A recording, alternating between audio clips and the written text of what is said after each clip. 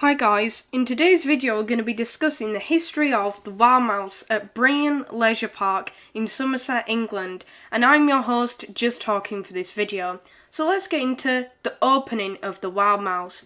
So it was originally opened in 1962 and was manufactured by the Butlins holiday firm and also Ben Schiff and Associates. And before it stopped operating and closed down, it was actually the last of this sort of coaster built by Ben Schiff and Associates. And I believe it was the only remaining coaster of his in general, but I'm not too sure on that one.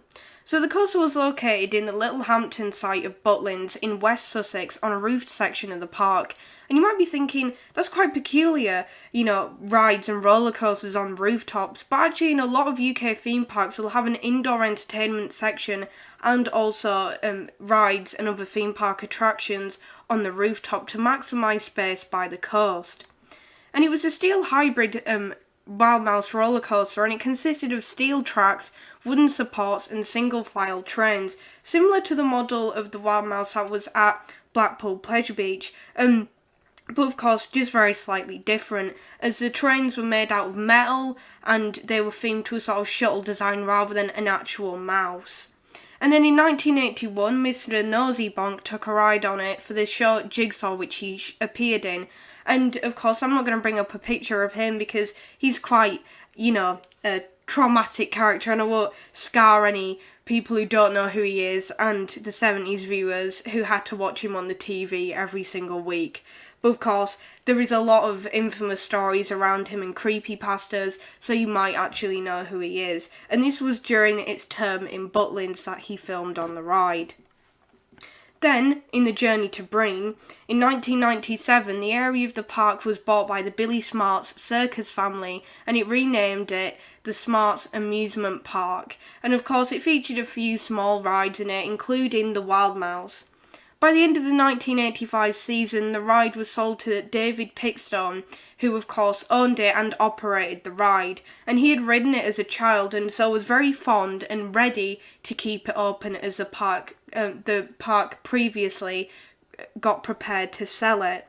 So the Wild Mouse will be replaced by Zyklon, which is a Pimfari steel coaster, in 1986. That coaster now operates at a theme park in America and has operated there since 2018. And it would take him 18 months to rebuild the coaster for a 1986 opening at Brean Leisure Park.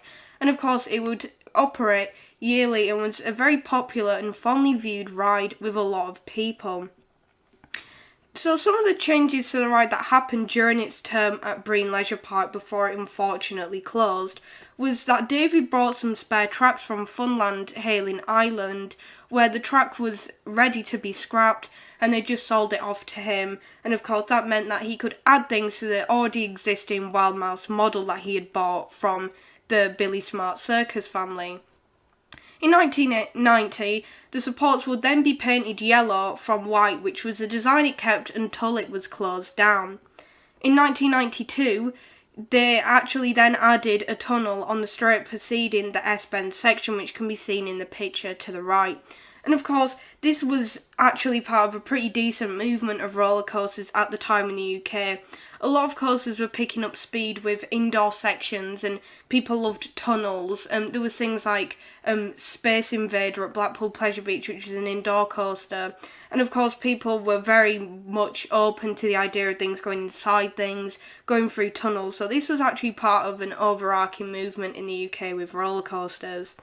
In 1993, the dip track was removed before the brake run and it changed it to just a single straight track, which could actually have been one of the reasons why, it needed to start closing down, because of course having to replace tracks that normally initiate speed and thrill for something that of course deters it and just keeps it nice and straight shows that it's actually aging, and of course it does need an upgrade or a replacement. So then it's the closure time for this section of the history of the Wild Mouse.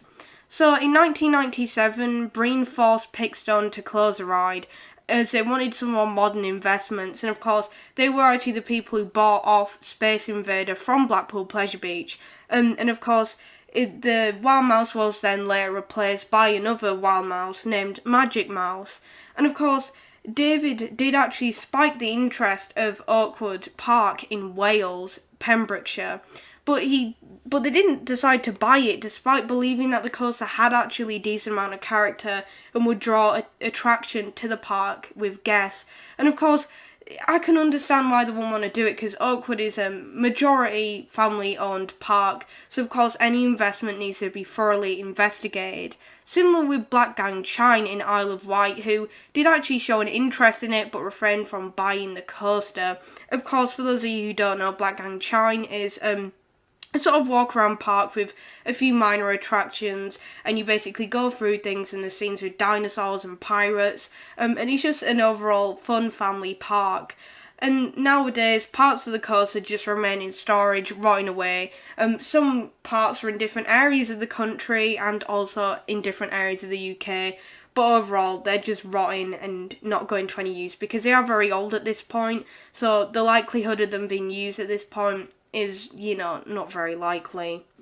So that's really it for this video, guys. I really do hope you enjoyed it. Thank you to the person from my Space Invader video who recommended that I actually did this. It's been very interesting learning about different areas of this park because, of course, while it is a mainly amusement-themed theme park, as opposed to, big permanent inverted attractions where they're very much stellar with massive manufacturing companies. It's very interesting to know how beloved each section of the park is and the interesting history behind it and how much people just adore every single aspect of the park. It really does have a lot of charm, and it's unfortunate that this classic coaster did have to, retire at some point, as all coasters do. But yeah, that's really it for this video. Of course, if you did enjoy it, make sure to like, comment and subscribe.